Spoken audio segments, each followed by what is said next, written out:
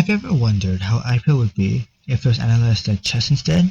Well, that is how we will treat it. We hope you enjoy this. On the first board, defending champions KKR took on the young Rajasthan Royals, with both sides having disappointing first games. KKR chose to defend first, aka they played the black pieces.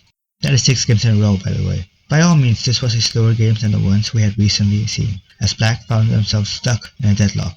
In the absence of Narayan, Moin assisted Varun Wall in great defense, as from the opening, nobody from Ara could progress. Jaiswal, Samson, Parag, Rana all got captured one after another.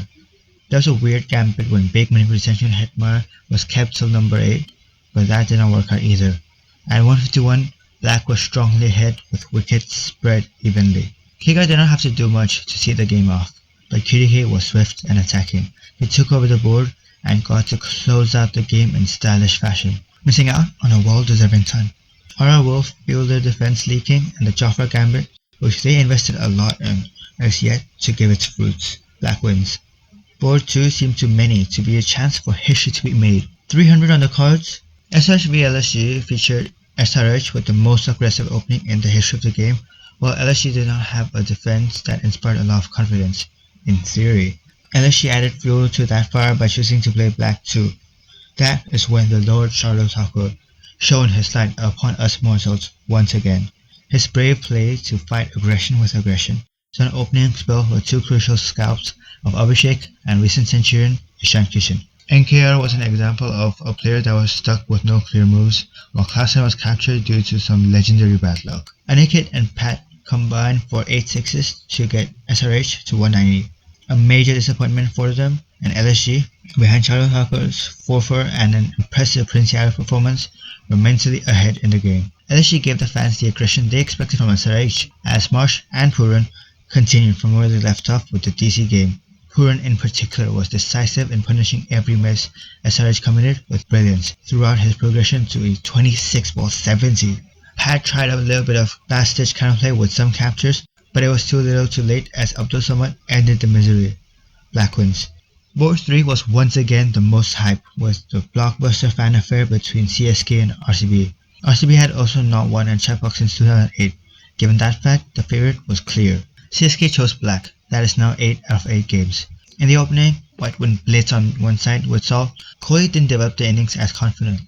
A brilliant move took place once again as MSD executed a lightning blink and you missed it stumping to capture Saul. What followed was other pieces that prioritized aggressive development, even if it needed them sacrificing themselves. David Particle, Patidar was 50, Jitish and David struck blows to Black's defense as RCB got to 196 at Chepauk, despite Purple Cap Nu doing his stuff. White in the lead.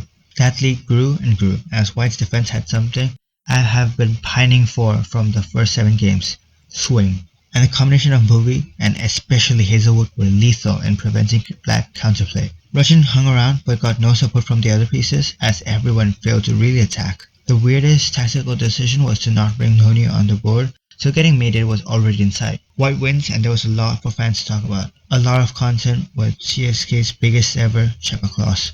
Board 4 was also very hype. Hardik was back in the 11 up against his former team GT. He too, like all before him, chose the black pieces. I could save your time and say this was a replica of the game from Board 3, but still, let's recap. GT had a steady opening, primarily through Sai Sudarshan controlling the speed of play to great effect. But after that strong foundation, White failed to develop any other pieces from number 4 onwards and wound up losing their advantage. The biggest hurdle in Black's defense? Hardik, with 4 overs, 29 runs, 2 wickets, a catch and a run-out. At 196, the game was pretty much in balance. Enter Mohammad Siraj. 2 powerplay death rattles saw the game tilt into White's favour. What followed was a lot of discipline from the GT bowling side, specifically through Prasid Krishna. Tilak Verma and Hardik were the duo most impacted by this, which meant Sky, finally having a good knock, still could not give Black advantage.